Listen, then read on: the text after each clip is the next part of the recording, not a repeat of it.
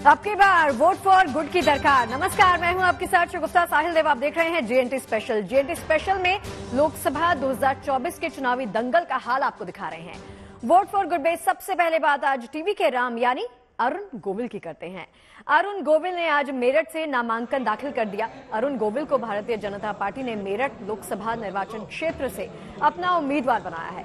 नामांकन के वक्त उनके साथ बड़ी संख्या में बीजेपी कार्यकर्ताओं के अलावा उत्तर प्रदेश के उप मुख्यमंत्री केशव प्रसाद मौर्य भी मौजूद थे। मेरठ में पैदा हुए अरुण गोविल को बीजेपी ने उन्हीं के शहर से चुनावी मैदान में उतारा है। ये अपने में मेरठ शहर के लिए जितना ज्यादा खास है, उतना ही खास ये खुद अरुण गोविल के लिए भी है, क्योंकि जिस शहर में उनका बचपन बीता, आज उसी से उनके सियासी करियर की शुरुआत भी हो रही है। तो चलिए आपको सुनाते हैं मेरठ की जनता के बीच आकर उन्हें कैसा लग रहा है और जनता की उम्मीदों को पूरा करने को लेकर उन्होंने आखिर क्या कुछ कहा। जिस तरह का उत्साह है यहाँ पर जनसंपर्क में, जितना भी मैंने देखा, मुझे पूरा उम्मीद है कि जितना प्यार और जितना सम्मान मुझे आज तक मिलता रहा है, यहाँ इलेक्शन की बात सुनकर मेरठ में वो पहले से भी ज्यादा मिल रहा है।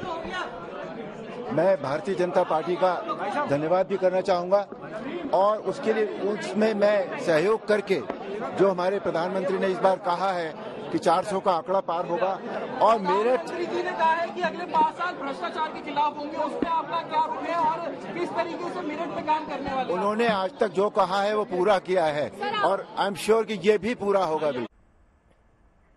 देखिए, जब से लोकसभा चुनाव का ऐलान हुआ है, देश के अलग अलग हिस्सों से अजब गजब प्रचार, अनोखे उम्मीदवारों की तस्वीरें सामने आ रही हैं। लेकिन मध्य प्रदेश के बालाघाट में मामला थोड़ा सा गंभीर हो गया। चुनावी तकरार ने एक गृहस्थी में दरार की नौबत ला दी। अब रिश्तों में रूठना, मनाना, प्यार, तकरार घर घर की कहानी है। लेकिन बालाघाट के इस जोड़े ने चुनाव प्रचार को लेकर झगड़ा कुछ ज्यादा ही तगड़ा हो गया। क्या है पूरा मामला, आइए आपको दिखाते हैं इस रिपोर्ट के जरिए।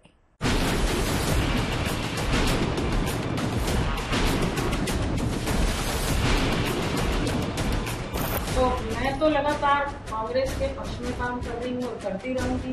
कांग्रेस की रीति नीति सिद्धांतों पर मुझे चलना है और निरंतर में चल रही हूँ। आप जो है कांग्रेस का प्रचार करना है, खूब करो, लेकिन यहाँ से मत करो। मैं कैंडिडेट हूँ, मेरा घर है। मैं कांग्रेस परिवार में 10 महीने पहले शामिल हुई हूँ।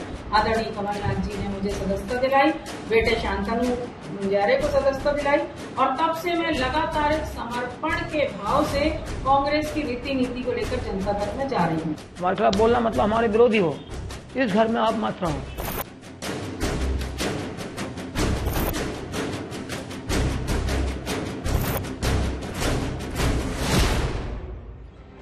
कहते हैं सियासत में मतभेद तो ठीक है, लेकिन मनभेद नहीं होने चाहिए। लेकिन बालाघाट में तो सियासत ने पहले दल और फिर दिलों के बीच की दूरी बना डाली है। हंगामा करना मेरा मकसद नहीं, मेरा मकसद है तस्वीर बदलनी चाहिए। तब अनमोल मुंजारे को शायद मालूम नहीं है, उनको जरा कांग्रेस की जरा ज्यादा घुटी उन्होंने पी ली है। उनको पता नहीं है भी कुछ भी। जीत की खुशी के साथ साथ हमारे ऊपर जिम्मेदारी भी बहुत बड़ी आई है। जीतू पटवारी बोल रहा कंकर मुंजारे को हराओ, भाजपा को हराने नहीं बोल रहा है। अनमोल मुंजारे हर हंस रही है, कांग्रेस के लोग खुश हो रहे हैं। घर गृहस्थी में पति पत्नी की नोकझोंक तो आम बात है, लेकिन चुनावी सियासत ने बालाघाट में बात और बवाल को इतना बढ़ा दिया कि श्रीमान जी अपनी श्रीमती से कह बैठे, मैं घर से चला जाऊंगा, तुम देखती रहियो। लेकिन अब जो भी परिस्थितियां बनी, मैं इसमें कोई टीका टिप्पणी नहीं करना चाहती। 19 तारीख तक के आप कहीं जाके रहो और चुनाव प्रचार करो। अपनी बहन के यहाँ चलो, उनकी बहन यहाँ पे मैं सजेशन दिया है, वहाँ जाके रहो। अगर आप नहीं जाओगे तो मैंने कहा फिर मैं खाली कर दूंगा यहाँ से, फिर मेरे को जाना ही पड़ेगा ना फिर। अब क्योंकि पार्टी से मैं वर्तमान में बालाघाट विधानसभा क्षेत्र की विधायक हूँ और मेरी जनता मुझे बहुत ही उम्मीदों से देख रही है कि मेरा इस चुनाव में क्या रोल रहेगा, क्या भूमिका रहेगी। तो मैंने बोल दिया है कि नहीं खाली करेंगे, या तो वो चले जाए 19 तारीख तक का, या फिर मेरे को जाना पड़ेगा। इस तरह की राजनीति नहीं होगी, हम बर्दाश्त नहीं करते किसी कीमत पर भी।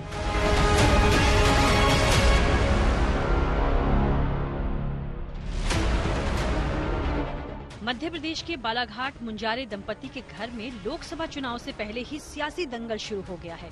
यहाँ एक ही घर से दो अलग पार्टियों के पक्ष में प्रचार किया जा रहा है। दरअसल कंकर मुंजारे को बालाघाट सीट से बहुजन समाज पार्टी ने अपना उम्मीदवार बनाया है, जबकि उनकी पत्नी अनुभा मुंजारे बालाघाट से कांग्रेस के विधायक हैं, जिसके चलते वो लोकसभा चुनाव में बालाघाट से लड़ रहे कांग्रेस उम्मीदवार सम्राट सारस्वत के लिए प्रचार करने में जुटी हैं। बस यही बात कंकर मुंजारे को नागवार गुजरी है और उन्होंने नाराज होकर अपनी पत्नी को अल्टीमेटम दे दिया है कि मतदान होने तक या तो वो घर छोड़ दें, वरना वो खुद ही घर छोड़कर चले जाएंगे।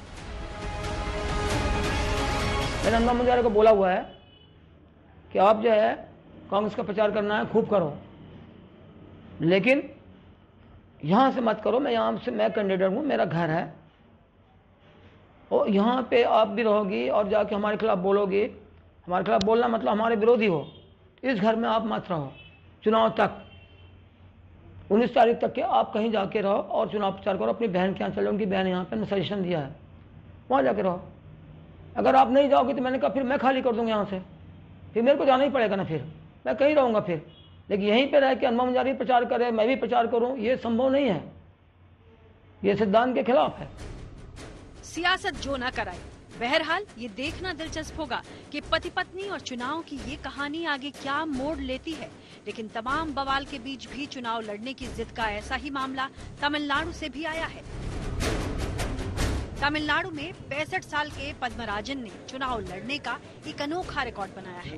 वो अब तक 238 बार चुनाव लड़ चुके हैं और हर बार हार का सामना किया, लेकिन इनके हौसले अब भी बुलंद हैं और वो इस बार फिर से चुनाव मैदान में उतरने के लिए तैयार हैं। वैसे कहते हैं कि कोशिश करने वालों की कभी हार नहीं होती, लेकिन यहाँ कोशिश करने वाले की हार भी हो रही है और नुकसान भी। पद्मराजन अब तक लगभग 1 करोड़ रुपए चुनाव में खर्च कर चुके हैं। इलाके के लोग उन्हें इलेक्शन किंग के नाम से जानते हैं, लेकिन परेशानी ये कि वो ऐसे किंग हैं जिसे आज तक जीत नसीब नहीं हो पाई। खैर, कोशिश करना बुरी बात नहीं। चुनावी जीत के लिए कोशिश की एक तस्वीर असम से भी आई है, जहां प्रचार के लिए खुद मुख्यमंत्री हिमंत बिस्वा शर्मा साइकिल यात्रा करते नजर आए। असम के सीएम हिमंत बिस्वा ने एनडीए के पचपन कुमार गोगोई के लिए प्रचार किया। प्रचार के दौरान उन्होंने कई किलोमीटर की साइकिल रैली में हिस्सा लिया। ये भी ठीक है, प्रचार का प्रचार और साथ में फिटनेस का भी बेड़ा पार। लोकतंत्र के सबसे बड़े त्योहार से पहले देश की सियासी जमीन पर ऐसे जाने कितने ही रंग बिखरे हैं। 2024 के चुनावी दंगल के लिए पार्टियों और नेताओं ने प्रचार के सतरंगी तरीके खोज निकाले हैं, जो अपने आप में अतरंगी हैं। बालाघाट से अतुल वैद्य और असम से पूर्णा विकास के साथ bureau report, good news today. देखिए, अनोखे उम्मीदवार और प्रचार की एक तस्वीर सामने आई है बिहार के समस्तीपुर से, जहां एक फैन अपने पसंदीदा नेता का प्रचार करने बुलेट पर सवार होकर निकल पड़ा। बुलेट रानी के नाम से मशहूर ये राइडर तमिलनाडु से दिल्ली तक 21,000 किलोमीटर की बुलेट यात्रा पर निकले हैं। इस यात्रा को लेकर उनका एक खास मकसद है। दिल्ली के लिए चला ये काफिला फिलहाल बिहार तक पहुंच चुका है। बिहार में बुलेट रानी और उनकी टीम का जबरदस्त स्वागत किया गया।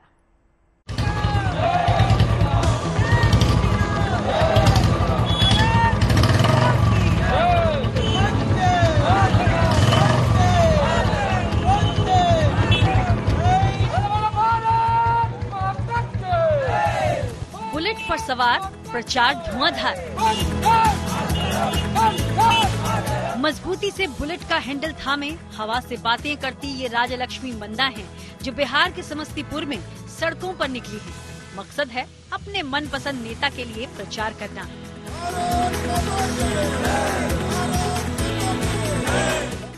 सभी लोग बात करते हैं, भाषण देते हैं। हम सोचे कि ऐसा करने से बेहतर है कि हम कुछ करके दिखाएं अपनी तरफ से, ताकि मैं दूसरों को भी बोलूं कि कुछ करें आप लोग भी। इसलिए मेरी तरफ से मेरा प्रधानमंत्री मोदी जी के लिए और भारत के लिए 21,000 किलोमीटर मैं बाइक चला रही हूं।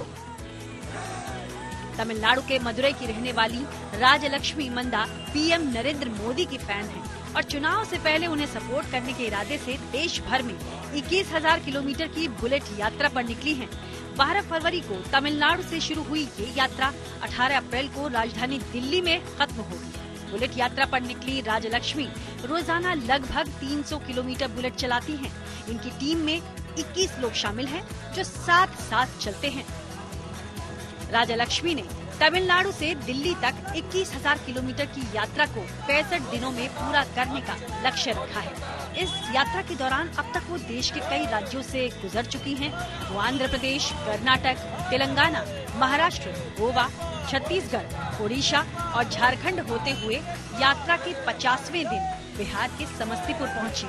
समस्तीपुर के लोगों ने राजलक्ष्मी का जोरदार स्वागत किया।